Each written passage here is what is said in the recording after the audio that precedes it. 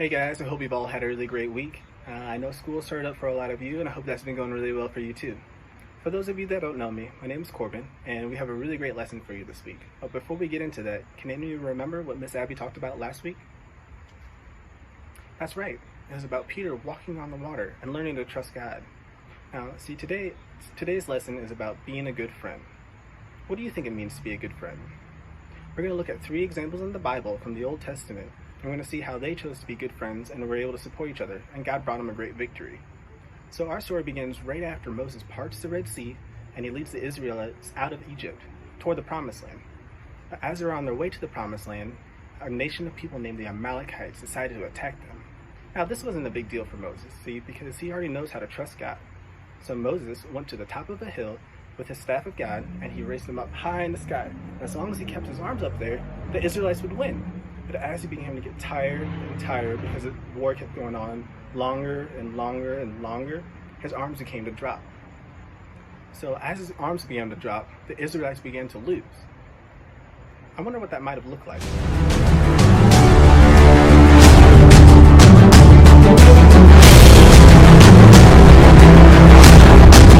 That looks like that might have hurt.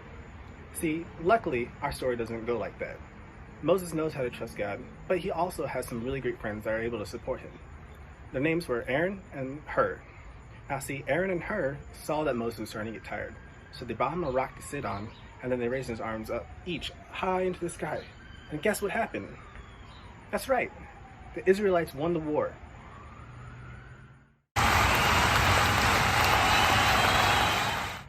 So you see, being a good friend isn't just about being nice or sharing your toys. It's about being so much more. You know, sometimes life can just be really, really hard. Maybe you're afraid to tell your friends about Jesus, or maybe you've lost a loved one and you just don't know how to feel. Or sometimes we just get really, really sad and we just don't know how to talk about it. I'm gonna let you guys in a little secret of mine. I was actually really afraid to make this video for you guys. I'm not sure why, it just something about public speaking is just really scary to me. But luckily I have some really great friends just like Moses did. See, I have people like Miss Abby and Miss Claire and Miss Molly and her husband to support and encourage me to do something like this. And see, just like Moses, we were both able to do something that we never thought we were able to do. So I'm going to pray and I'm going to give you guys a few questions just to think about during the week.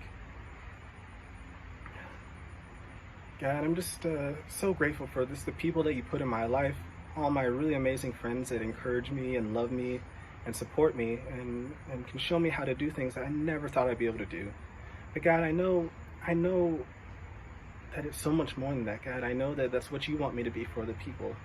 And so God, I pray that you just help us all to be good friends and to know how to follow Jesus' example of what it means to be a good person. I thank you for everything you've done, and in your son's name I pray. Amen. So, our first question. Do you guys have any friends that might be able to help you and support you just like Moses had Aaron and Hur? And our second question, are you someone that someone can come up to and rely on you if they need you? And lastly, is there someone that you might need, or is there someone that might need you right now that's just having a hard time and just might need your support? Just thank you guys a lot for sitting and listening to this, and I hope you all have a great week.